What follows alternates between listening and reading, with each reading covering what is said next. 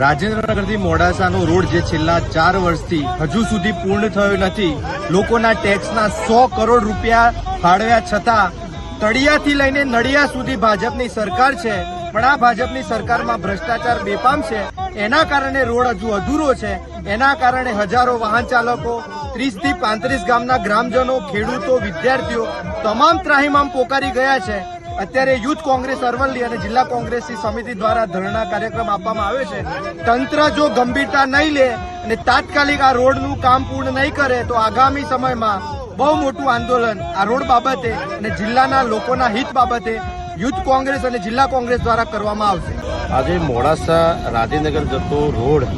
છેલ્લા 4 વર્ષથી આનું કામ ચાલી રહ્યું છે. આ રોડનું કામ એટલું મંદ ગતિએ ચાલુ રહ્યું છે અને સરકારની જાણે કે કોઈ નીતિ જ નથી કે આ રોડ ઝડપથી થાય. છેલ્લા 4 વર્ષથી મોડાસાથી આ રાજેન્દ્રનગરના રોડનું જે પ્રમાણે કામ ચાલી રહ્યું છે એના કારણે આજુબાજુના અહીંથી 30 થી 35 ગામોની આ જોડતો જે રોડ છે એના પર રોજ જિલ્લા મથક મોડાસા ખાતે વિદ્યાર્થી હોય, દર્દીઓ હોય, વેપારીઓ હોય, ખેડૂતો હોય, નોકરિયાત વર્ગ હોય, તમામ માણસોને આ રોડ રસ્તાનો ઉપયોગ કરવો પડે છે. જીવના જોખમે જેને કહી શકાય કે આ રોડ નહીં પણ કાળો અજગર જેને ગણાઈ શકાય કે આ રોડ એક સાઈડની સાઈડ ક્લિયર થઈ છે અને બીજી સાઈડ અધૂરી છે, જેના કારણે જે ટ્રાફિક જે છે સામસામે આવે છે એના કારણે લોકોના જીવનું જોખમ વધી રહ્યું છે. ઘણા સમયથી અહીંયાથી અમારા જિલ્લા કોંગ્રેસ તરફથી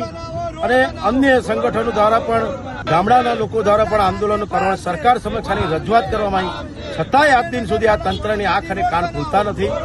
જે કંઈ સરકારી મંજૂરી લાવવાની હોય નીચેથી લગાવીને ઉપર સુધી જ્યારે એમની સરકાર હોય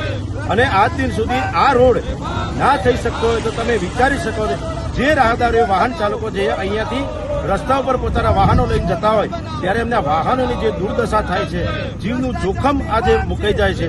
એ બાબતને આજે અમારા યુથ કોંગ્રેસ દ્વારા અહીંયા ધરણા પ્રદર્શન કરી અને દેખાવો કરી સરકાર સુધી આ અવાજ પહોંચાડવાનો આજે પ્રયત્ન જે કરવામાં આવ્યો છે એ સાથે અમારા તમામ યુથ કોંગ્રેસ અને જિલ્લા કોંગ્રેસ સમિતિના આગેવાનોએ આ સરકારના આંખ અને કાન ખોલવા માટે અને ઝડપથી આ રોડનું કામ પૂર્ણ થવા માટે આજે અહીંયા ધરણાનું પ્રદર્શન કરી